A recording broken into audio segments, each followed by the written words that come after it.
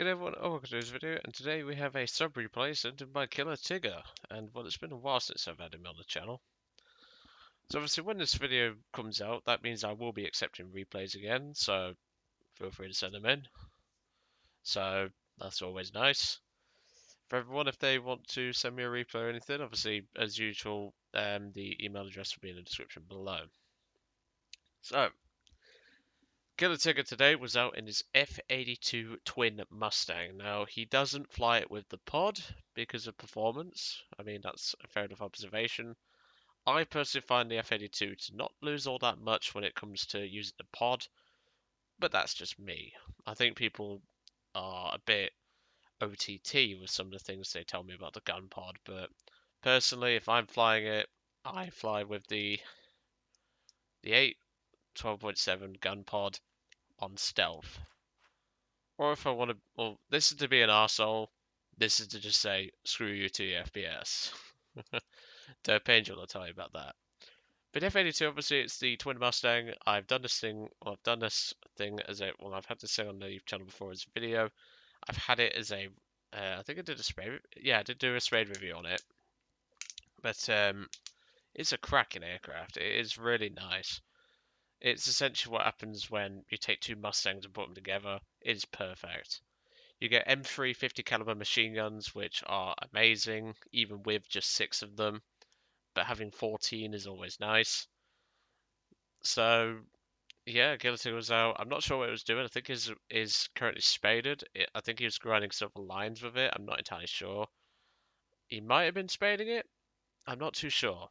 But he didn't really tell me all that much in the email. He didn't say if he was spading it or anything like that. But for just under 12k repair cost, this thing's not too bad in terms of its repair given its performance and its capabilities. Obviously, you've got all kinds of bomb loads and rockets and even a gun pod, as I've mentioned. But that's not what we're here to discuss today. We're here to look at KillerTigger and let's see what he gets up to, because, well, KillerTigger had an absolute blast.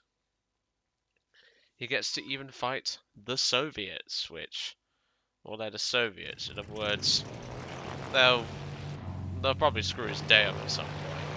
But surprisingly, they don't. The Soviets are rather kind to him today. So, KillerTigger obviously is in his F-82 twin Mustang with no pod. He doesn't... Well, if he needs... The thing is, he told me is that if he needs ammo, he'll run the pod. Obviously, if he's on a big map or something like Norway, he'll run the pod. But otherwise, he'll tend to take the pod off. I personally keep the pod on 24/7 because, well, I don't find the performance to be that affected by it. But obviously, since he's fighting the Soviets, we've got planes like the PE-8, the BE-6, the B-25. You've also got fighters such as the Yak-3, the Al-185, LA-7, and the enemy team also has a Stalin Bolt, which I'm actually thinking of purchasing at some point. Not entirely sure when, but I'll soon decide. So there is a bit of dead zone in this replay, but to be honest, that I'm not bothered about. He has got some sort of decal on the left-hand side of the aircraft, which I'll have to look at. I noticed it right then. I didn't notice it when I first watched the replay, but it's something. It looked like something feet and climbing. In fact, we'll pause the replay a second. We'll take a brief look. 100,000 feet and climbing. That's actually pretty nice. I like that. So obviously KillerTigger, he has spotted a dot in the clouds, and it is this poor bastard in a PE-8. And well, Tigger's running tracers, and well, he's not selling anyone any cereal this time. He's selling 50 caliber high velocity armor piercing incendiary tracer rounds, which these incendiary tracer rounds pack a severe punch. If you're going to get hit by one of these rounds, you're probably going to feel it. Even if something as big and strong as a PE-8 cannot stand up to 650 cals, let alone 14, that this thing could carry. Obviously he moves in, he starts taking more shots at it, but he's got to be really careful of defensive gunners on board that thing. The PE-8 may be slow and pretty unmaneuverable, but it's got a good armament pretty much all the way around it, except for the nose, which is now engaging KillerTigger. He rolls it out of the way beautifully, and he starts banking around to get a second, or his third pass on this PEA. He starts coming up now, and he comes in, absolutely shreds the aircraft again with 50 cal fire, but that thing's still flying. It is still flying. He takes a couple of hits from the P8's gunners, which doesn't do all that much damage to KillerTigger, but obviously he's got to be really careful either way.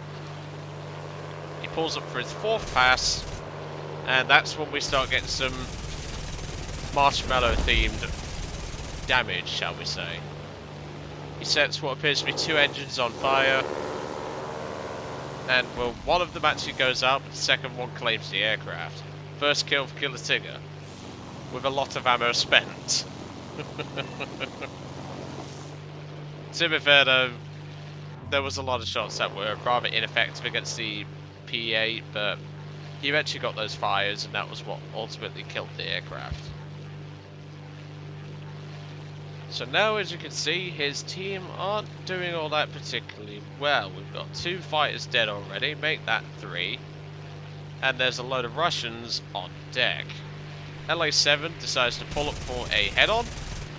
KillerTigger fires it first and gets the hell out of the way, like you should. Keeps his speed up, he's touching 500 miles an hour. And he gives the Stalin Bolt a message that he will not forget. That's going to be KillerTigger's second kill. But obviously now, his ammunition count is not looking great.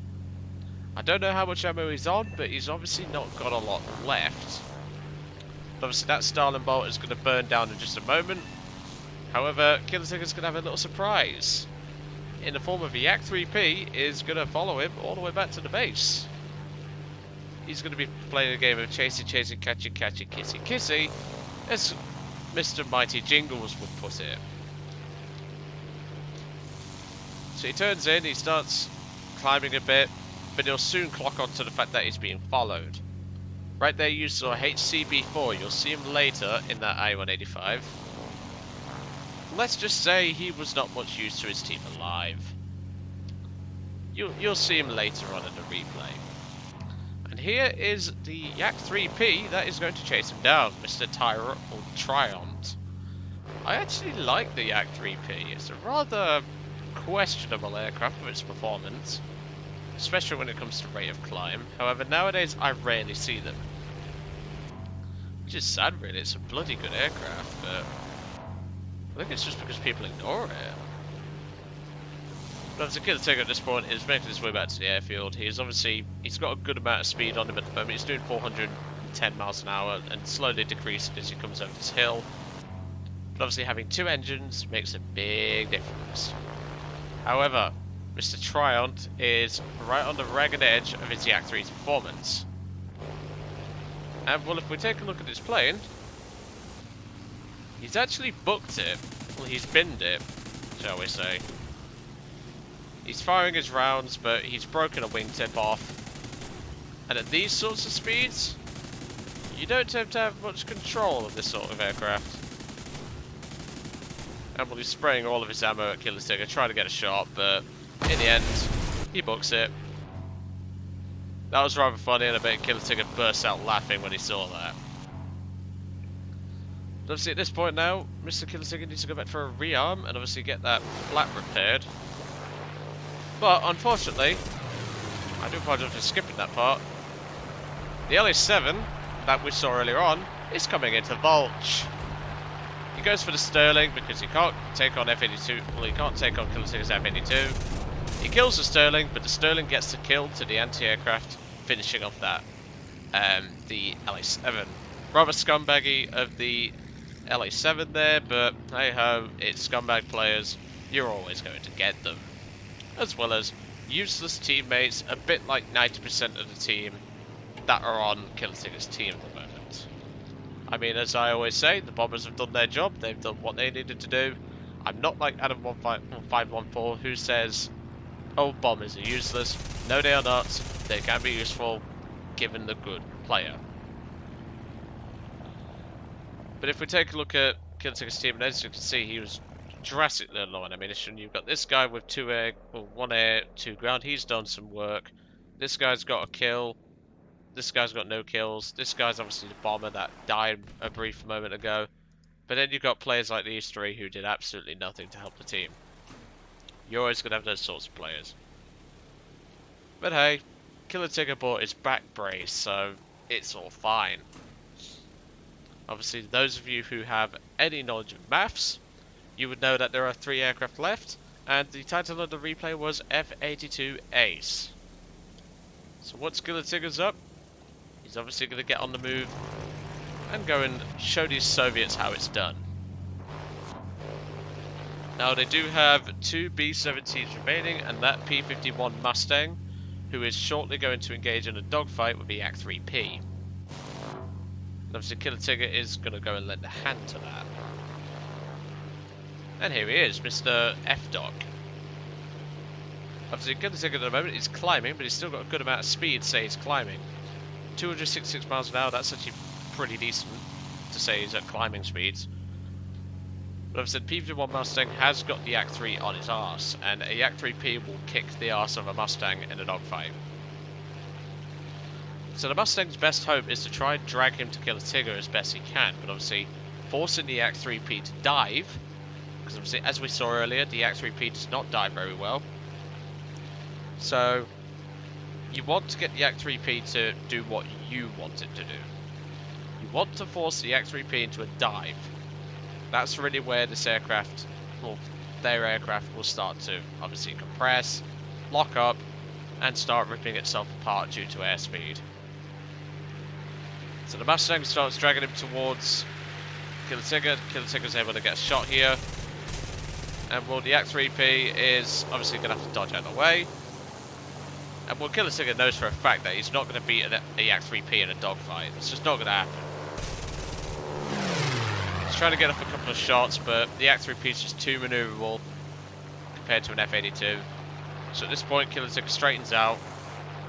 But as soon as he gets an opportunity, he goes for it. He pulls the nose up, and he completely spanks that Yak-3P out of the sky like a mosquito. 3rd kill for KillerTigger. 2 more to go. Now there is one move that KillerTigger does in this battle that I don't approve of. I'm sure he knows what I mean. Fairly certain he can guess. And it's coming up. And I know for a fact that DTT is not gonna like it. But I'm sorry mate, I cannot control my subscribers. KillerTigger is the sort of guy to make French jokes at a VB10 Spader. Oh wait, that was me. P8's trying to land, but KillerTigger goes for the vault. Gets the kill. But yeah mate, I don't approve of that. That was... Excuse me. That was not really needed, unfortunately. I just don't approve of vulturing. Obviously, the bombers have obviously been able to clean up some ground targets as well. They've also cleaned up a base each. But obviously now, the last guy left is that HCB4 I mentioned earlier. But once again, we're going to have to skip ahead quite a few minutes. The guy who's in the P8 puts in chat, Alto Noob. I have no idea what that means. I think he's making a reference to KillerTigger or something, I don't know. But it's quite clear he was not happy. KillerTigger then makes a joke in chat, so I-185, what's your plan here? I think he meant plan, not plane. But obviously as we go higher and higher, the F-82 will be able to get more performance compared to an I-185. So KillerTigger starts firing a long burst at the I-185. Now the A-185 M71 I did not have a great time with, simply due to aircraft like this, the F-82. It was one of those aircraft that I just was not a fan of. The I-185 just did not have the performance, but when you get players that do this in front of an F-82, you can sort of understand why I had problems spading that plane. Don't worry though, it was done a long time ago, so don't expect a video on it anytime soon. But that's his 5th kill, and that is the end of the game for Mr. KillerTigger. But obviously he was the last enemy, well, he was the last aircraft alive on his team, because the B-17 crashed. But like I say, well done to you, KillerTigger. Great work in the F-82. Do love seeing this plane. It's a great aircraft, and I highly recommend people have a go in it. If you do want to send me a replay, as I always say, look in the description below, and I'll see you all on the next one.